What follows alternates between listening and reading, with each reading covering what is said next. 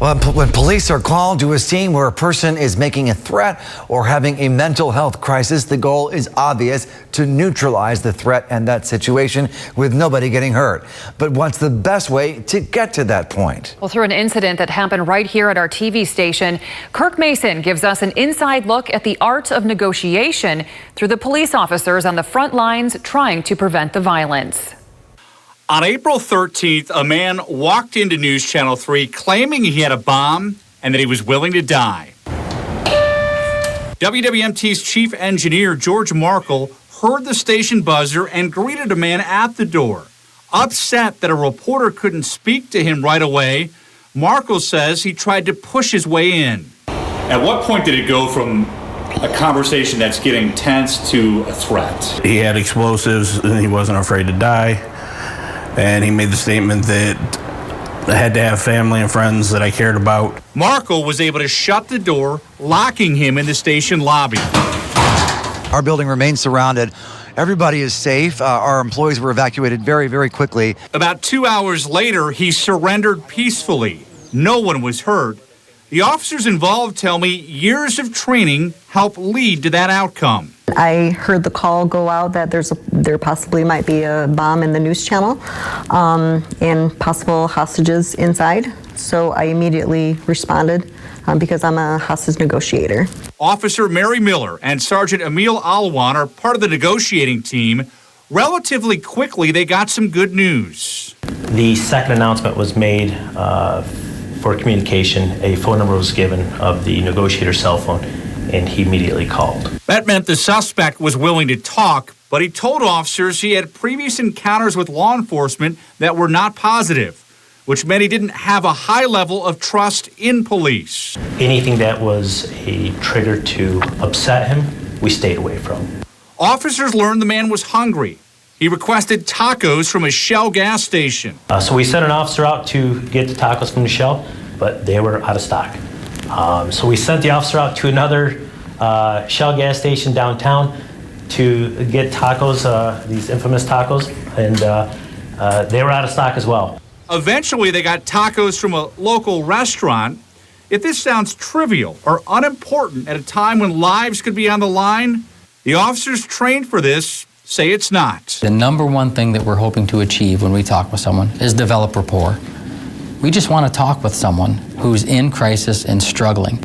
Captain Rafael Diaz is the team commander for the Kalamazoo Metro SWAT Team Negotiation Unit. One of the things that I think is important is that you're genuine. If you're perceived as being fake in any way, that's really going to undercut your ability to develop a relationship. The tacos arriving didn't end the threat. Because of the past things that he has been through with law enforcement, he didn't immediately come out. But about 30 minutes later, he did, peacefully. Officers say they were trying to slow things down. If you rush into negotiations, 15 minutes in, you're like, man, is this going to end? You want it to end, but you can't think like that. You have to be prepared to give them all the time that they need. In my 23 years, I've seen a lot of people be hurt in a variety of ways. And so if I can do something a little bit more to see that someone doesn't get hurt, that's important to me. WMU Police, Kalamazoo Public Safety, Kalamazoo County Deputies, Portage Public Safety, and Kalamazoo Township officers all participate in crisis intervention training. After that training, an officer can be selected for the negotiation team. But even if they're not on that team, all officers have to be prepared to handle a mental health crisis because the situation can unfold quicker than the one here at the station, and there might not be enough time to get negotiators to the scene. Battle Creek police are tight-lipped tonight on a murder investigation on the city's east side. News Channel 3 was the first to alert you after a body was discovered earlier today. Our Allie Jenner John has been on the scene all day and is joining us live now from the intersection of Van Buren and Poplar Streets, where police have just cleared the scene. Allie. Andy, Jessica, police received reports of a body found here just across the street around 11:30 this morning. We arrived here around noon, just in time to see the forensic science unit show up. Now, we even had neighbors say that early this morning around 1, they heard people dragging a trash can throughout the area. That trash can was seen in front of the body that was found today with an evidence marker in front of it. Police have confirmed to me the trash can is part of the investigation, but they will not say how. Witnesses say that the victim appeared to be a white woman. Things did escalate very quickly today. Around 1:30, police surrounded this home, separated into 4 apartments at the corner of Clay Street. Investigators were seen talking to the building's contractor. He later told me he was describing the layout of the home to police. The building's property manager was also on scene and spoke to tenants as police cleared the home. SWAT showed up just before 3 and executed a search warrant in the house. Long guns drawn, looking for someone believed to be involved in this investigation. Police came out soon after with no one in custody. Still a lot of questions tonight that we are working hard to get answers to. We'll keep you updated with those answers on air and online. That's WWMT.com. When you hear November 15th, if you're a hunter, that date only means one thing.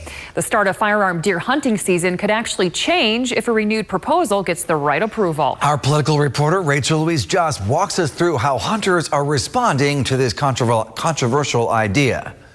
November 15th is the kickoff of firearm deer hunting season in the Mitten, but for years, decision makers have considered changing that date.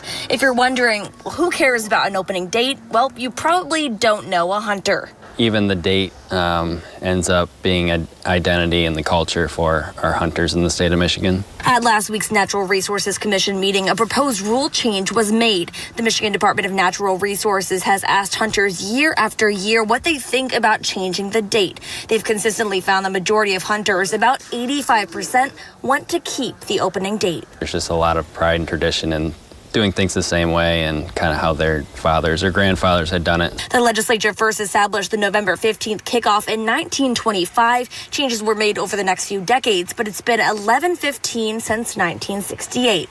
Since 1996, hunting numbers have gone down in Michigan about 2% every year since then, according to the DNR.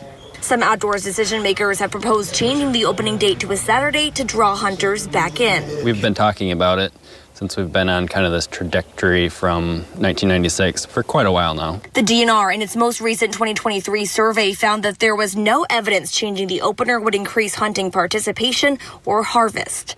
Overwhelmingly, every year when we ask them, they prefer to keep it. There's a lot of tradition because it has gone back so far. If the goal is drawing people back to the sport, Eisenhoff says the biggest issues to address are lacking access to public hunting land and time demands.